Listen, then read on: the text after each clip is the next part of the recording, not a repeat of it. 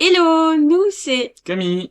Maki, notre petite beauté qui nous accompagne partout, et moi c'est Alison. Et aujourd'hui, on va vous montrer comment on a atterri ici.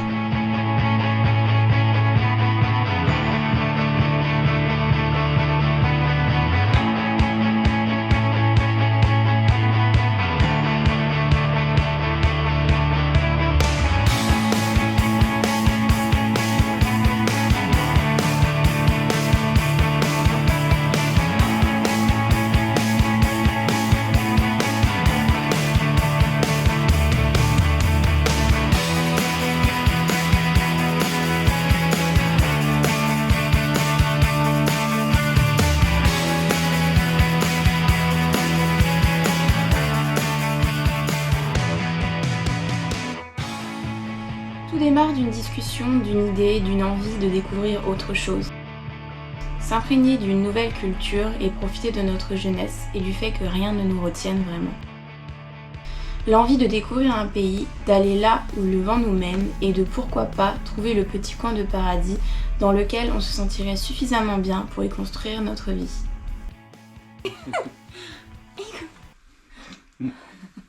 Donc nous, on voyage à trois avec notre petit chien Maki. Et il nous fallait un pays où on puisse...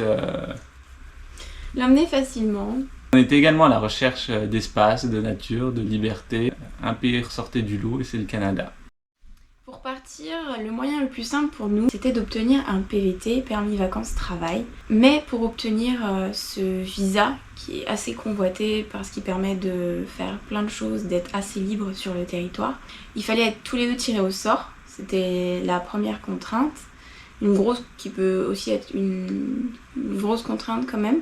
Il se trouve qu'on a été tirés au sort tous les deux Super rapidement, en janvier, à une ou 2 semaines d'intervalle. C'est d'abord Alison qui a trouvé la première son travail. Elle a trouvé un job de naturaliste à Rimouski. Il nous a fallu ensuite trouver un logement, mais c'était super compliqué. Il y a une pénurie de logements, il faut savoir, à Rimouski. Du coup, Un peu partout au Canada. de manière générale, Ouais. mais à Rimouski plus particulièrement parce que c'est une ville étudiante qui est vachement demandée. Et nous, il nous fallait un logement qui accepte à la fois les animaux et qui soit meublé. Et le plus proche qu'on ait trouvé, c'est la Rivière-du-Loup, qui a un peu plus d'1 heure et demie de route de Rimouski. À partir de là, j'ai pu commencer moi mes recherches pour le travail. Et j'ai réussi à trouver un travail dans un hôtel 4 étoiles en tant que barista. Et Alison a pu trouver sa voiture. Ce qu'on va vous partager dans cette vidéo, c'est nos premiers pas sur le continent américain, nord-américain, et plus précisément au Canada. On a lu énormément de témoignages pour s'y préparer, notamment sur le fait de voyager avec un animal. Ouais. Et malgré tous ces retours, on a quand même vécu une expérience un peu différente. Unique, quoi. Voilà, où certaines choses m'avaient plutôt rassurée et en fait une fois sur place j'ai stressé, notamment avant l'embarquement. L'idée de commencer à réaliser des vidéos YouTube, elle nous est venue d'une envie de pouvoir immortaliser cette expérience à deux, de pouvoir la partager plus facilement, la rendre accessible à nos familles et à nos proches. Et également on a décidé de les rendre publics. C'est un peu une manière de se challenger, de faire des choses nouvelles, d'apprendre des nouvelles choses. Camille qui s'est mis au montage notamment, et de pourquoi pas qu'elles servent également à de futurs PVTistes et que ça soit au final un témoignage de plus. On démarre, alors je pense que ça se sent assez. Du coup on vous remercie pour des critères constructifs et votre indulgence. Donc nous, on aimerait dans un premier temps découvrir et puis aussi faire découvrir les deux régions que sont le Bas-Saint-Laurent et la Gaspésie, qui sont des régions auxquelles on ne pense pas forcément en premier en tant qu'expat. Il y aura également d'autres projets futurs pour la chaîne, mais ça, on en reparlera au moment venu. Le but n'est pas de vous expliquer les démarches pour obtenir un PVT, comment on a eu notre PVT, comment on a trouvé notre travail, puis arriver avec déjà un logement et une voiture. Et si ce genre d'informations vous intéresse, on pourrait faire une vidéo exclusivement dédiée à ces questions-là et ces recherches. Passons à la partie la plus intéressante de cette vidéo, qui est notre voyage et nos premiers pas au Canada. Nous voilà dans la voiture. Nous sommes le 22 août 2023 et nous nous dirigeons vers la gare de Lorraine TGV. Cela fait 8 mois que nous attendons ce moment depuis notre tirage au sort. Après la première condition qui a été d'être tirés au sort tous les deux, notre deuxième condition était de vendre notre appartement, en plus de devoir en simultané replanifier une vie sur place. À la vente de notre appartement s'est ajoutée la volonté de se défaire de la majorité de nos biens matériels. C'est donc avec l'essentiel de nos vies dans nos valises que nous démarrons cette nouvelle aventure. Nous avons pris le TGV direction Paris-Charles de Gaulle la veille de notre décollage. Comme nous décollions le matin, nous voulions éviter au maximum de s'ajouter du stress, surtout avec Maki. Direction Canada. L'après-midi devait servir à régler tout problème possible lié à l'enregistrement en ligne et à se détendre. Arrivés, nous avons donc fait une pause repas avec des encas de la supérette de la gare de l'aéroport. Du coup, repas de midi. Des maquis. Des maquis. Avec ceci. Alors, des petits rolls comme ça, saumon wasabi et poulet sauté. Et en dessert. Et de la coco. Oh. Que je prends jamais. À notre retour de la petite virée à l'aéroport, où on a eu très chaud, j'ai commencé à avoir les doigts, les pieds qui me picotaient, ça a commencé à me démanger, à enfler un peu partout et je comprenais pas d'où ça pouvait provenir parce que j'avais jamais fait de réaction comme ça. Et au bout d'un moment, au bout de 45 minutes, j'ai même commencé à avoir des difficultés à respirer. Et dans ma tête, c'était non mais c'est pas possible, qu'est-ce qui m'arrive juste la veille de notre départ. Et je sais pas s'il y a une espèce de crise d'angoisse qui s'est aussi mêlée à tout ça. Et à un moment donné, Camille a appelé les urgences de l'aéroport. Mais entre-temps, moi, j'ai vomi. Donc désolée, il y en a qui sont en train de manger, mais... et à partir de ce moment-là, la réaction est encore plus vite partie. Tout s'est mis à désenfler. Sauf les oreilles que j'ai gardées un peu plus longtemps. Mais la réaction est encore plus vite partie qu'elle n'est arrivée. Et en gros, j'avais une espèce d'intoxication, allergie alimentaire au pire moment, je crois qu'il pourrait... Un des pires moments où ça pourrait tomber. Et qu'est-ce que tu fais? J'écope mon vomi. Ah, ça commence bien les vlogs, hein. Ouais. Ça commence en grande pompe. En grande pompe, Nalo. En grande pompe.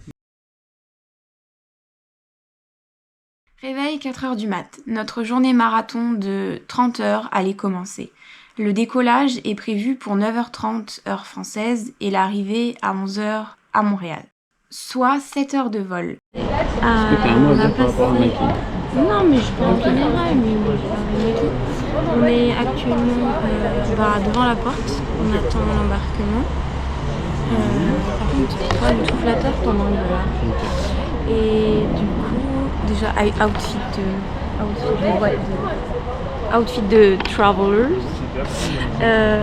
Maki, elle est partie très très vite et on nous a dit qu'elle était le seul chien à partir dans cet avion, qu'il fallait rajouter des sangles pour la porte, qu'on pouvait laisser l'eau par contre, mais qu'ils rajouteraient pas d'eau qu'ils n'avaient pas le droit d'ouvrir.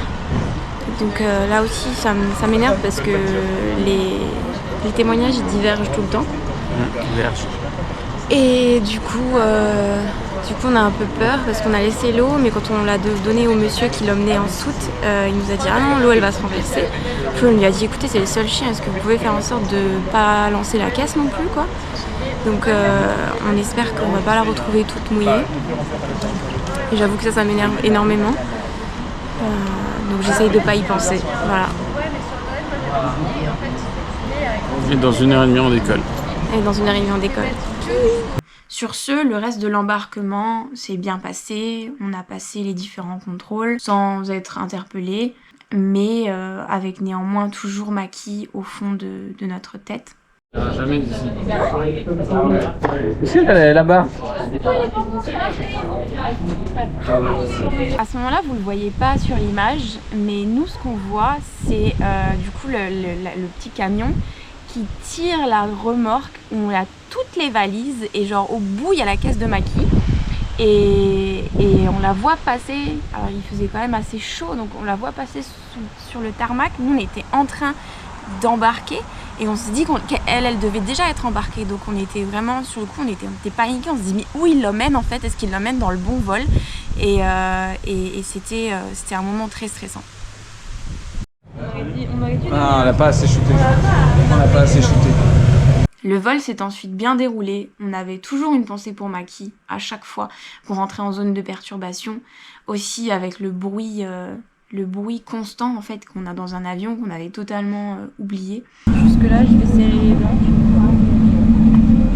même si j'adore voler, j'adore prendre l'avion, mais là avec Maki en soute et le bruit et tout ça, et c'est le seul chien, alors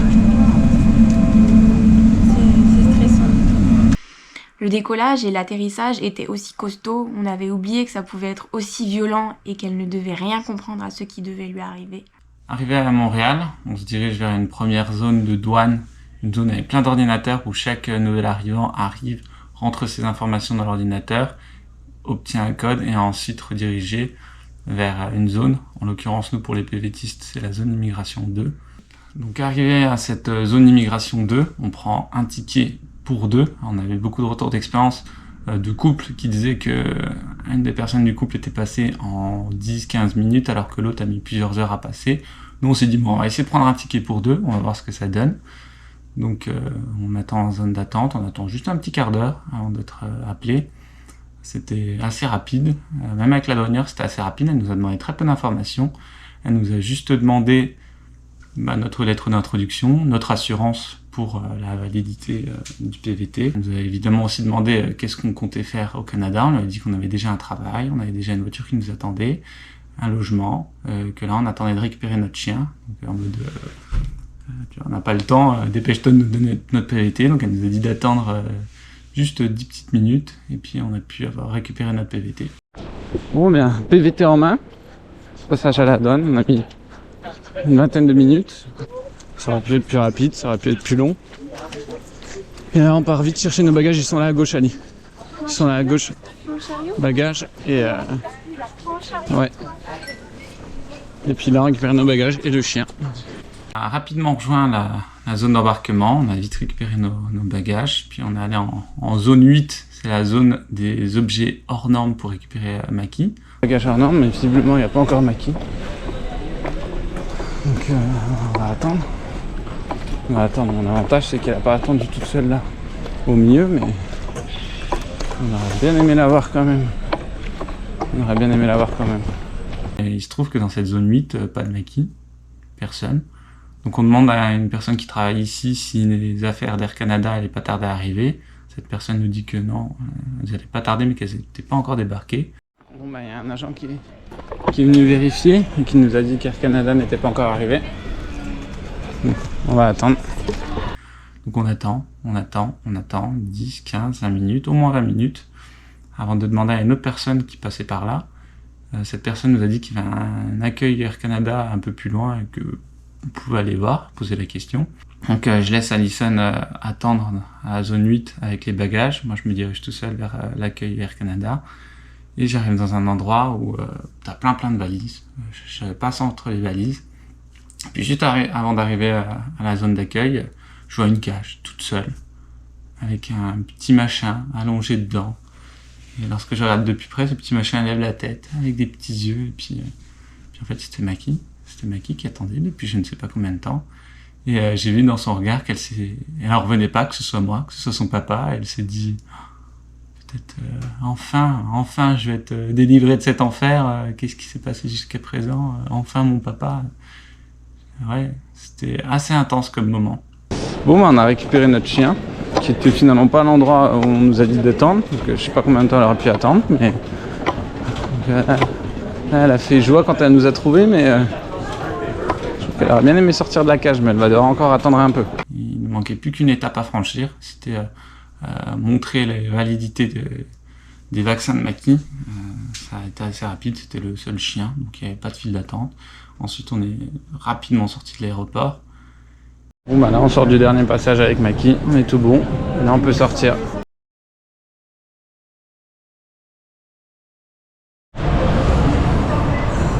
Bon, je fais un petit point GoPro. Il est 14h15 ici au Canada. On a atterri on est sorti de l'aéroport théoriquement depuis plus de 2 heures.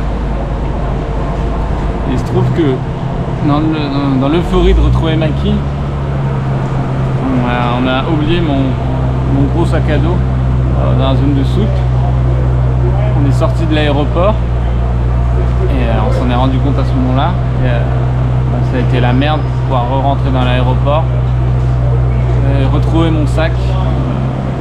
Des petits téléphones noirs d'urgence pour appeler des personnes de la compagnie pour venir chercher tes bagages. Sauf que pendant 2 heures j'étais au petit téléphone noir avec les bip bip bip sans personne pour décrocher. Puis à force d'aller à droite à gauche et d'emmerder le monde, j'ai pu enfin trouver une personne qui a pu m'aider. Et puis j'ai pu récupérer mon sac sain et sauf. Mais ça a foutu 2 heures de stress.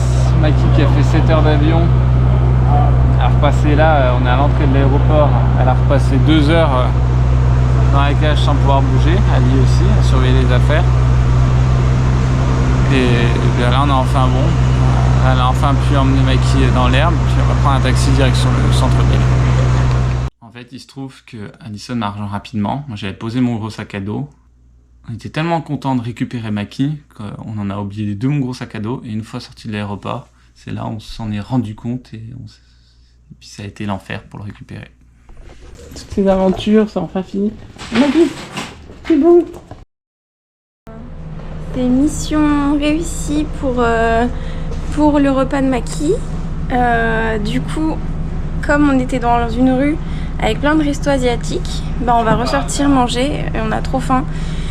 Il est 18h, on a trop faim, donc on va ressortir manger et comme ça on se posera plus tôt dans l'hôtel.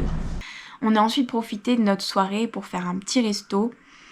On logeait près de la rue Sainte-Catherine, dont une partie est remplie de restos asiatiques, pour mon plus grand bonheur. Et by the way, le restaurant était assez ouf, la déco était très stylée, et on recommande du coup le Petit Poisson à Montréal. C'est plutôt la sauce au-dessus. Ça me rappelle quelque chose, mais je sais pas ce que ça me rappelle. C'est pas le marron chaud? L'odeur des marrons chauds comme ça. C'est sucré comme les marrons. Ça va être du sirop d'érable. Oui, c'est du sirop d'érable. Bah là on est au Canada. C'est du sirop d'érable. Ouais. C'est tellement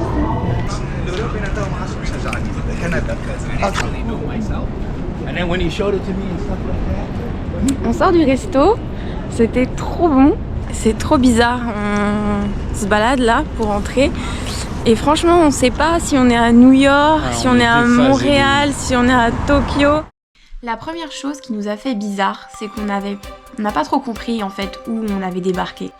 On arrive dans la partie Québec, la partie la plus francophone du Canada, mais malgré tout, on avait plus la sensation d'être à New York, car tout le monde autour de nous parlait anglais et on avait l'impression que si on commençait à parler en français, on nous regardait comme si les gens ne comprenaient pas et on nous répondait en français. On a ensuite fait un petit tour du quartier et on est allé rechercher Maki pour une petite balade.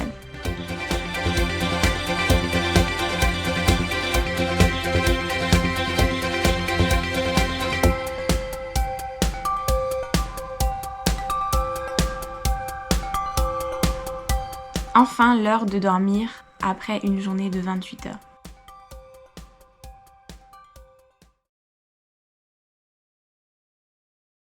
Il y a la clé. C'est fermé la clé.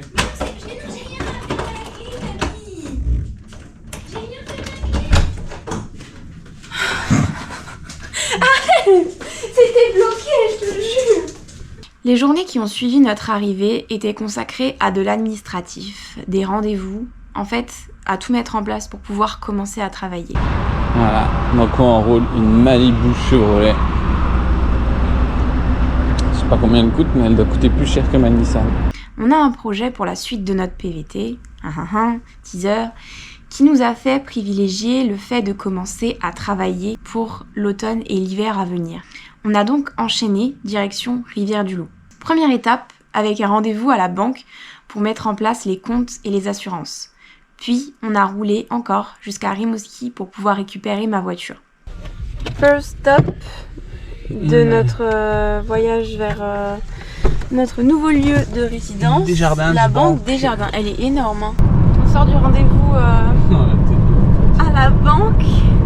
Rendez-vous à la banque, genre un peu plus de 24 heures après être arrivé, avec l'avion, le décalage et tout. C'était costaud.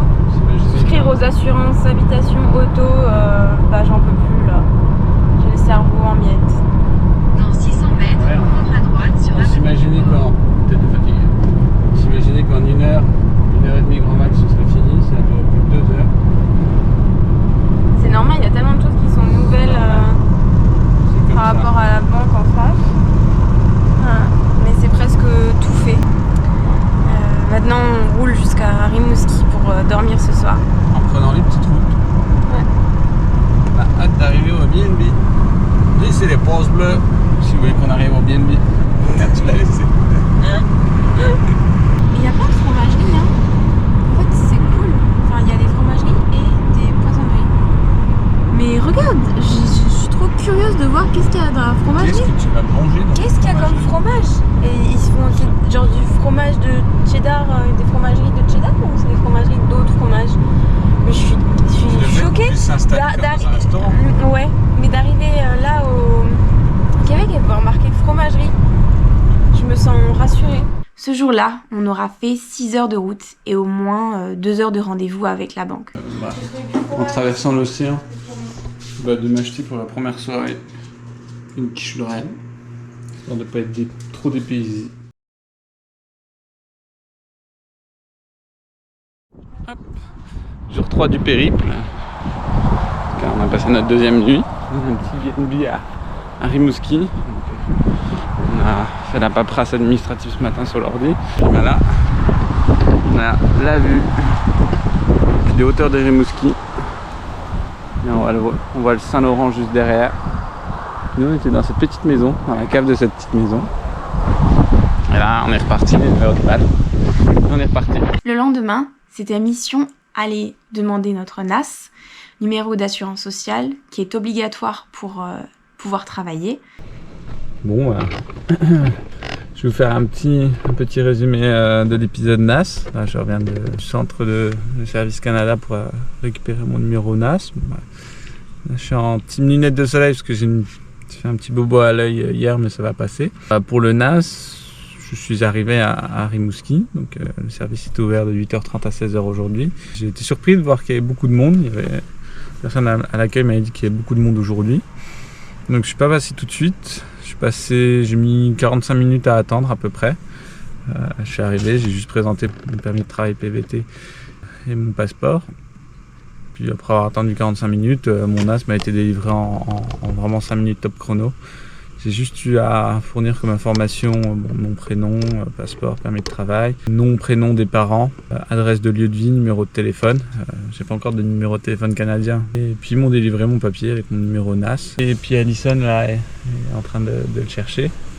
On a dû aller chacun notre tour parce que Mikey n'est pas autorisé à rentrer dans le bâtiment. Et puis cet après-midi, direction sa voiture qu'elle attend impatiemment. En attendant que la pause de midi soit passée, on a fait un petit tour à Rimouski. On est ensuite allé récupérer ma voiture.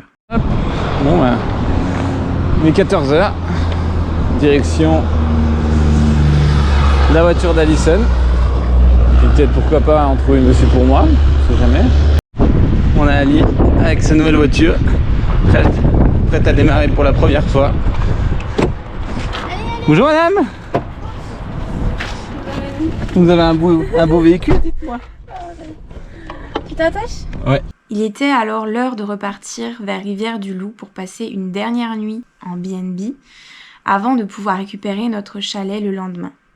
Le soir, on profite encore une fois pour faire un petit tour et découvrir un peu la ville. Cette fois-ci, c'est un peu plus particulier car Rivière-du-Loup, on sait que ça va être notre grande ville pour les prochains mois. C'est beau, hein. On va faire en ville, là. Le parc a l'air magnifique. Attends, faut que tu ailles voir là-bas, tu vas être... J'aime beaucoup Rivière-du-Loup. Tu vas être abasourdi. De quoi? J'aime beaucoup Rivière-du-Loup. Et soulagement car on est tombé sous le charme de Rivière-du-Loup, alors que Rimouski et le reste de la région nous avaient un peu laissé sur notre faim. En vérité, on était très fatigués, je pense, du voyage, du décalage horaire et des rendez-vous et de la route. Mais en réalité, il y a plein de pépites le long de la rive sud du Saint-Laurent, notamment entre Rivière-du-Loup et Rimouski qu'on vous fera découvrir en vidéo prochainement. Mais si on parle que de ville à ville, on préfère largement Rivière-du-Loup. Là, on a Pilou, la mascotte de la première finale provinciale du premier jeu du Québec. Pilou, que Ali a préféré nommer Loufoque. Je trouve ça lui va mieux Loufoque. Hein. On ressort d'où Ali? Non. Eh oui, on ressort. Bah, c'est pas écrit là. Mini-pute, les On petits. ressort du restaurant Mini-Pute où on a pris 2 poutines de Mini-Pute. 2 poutines de Mini-Pute. Ah, Maki! Vite, vite les poutines! Vite les poutines! Vite les poutines, Maki! Les poutines de Mini-Pute! Les personnes on traverse. Poutines de Mini-Pute!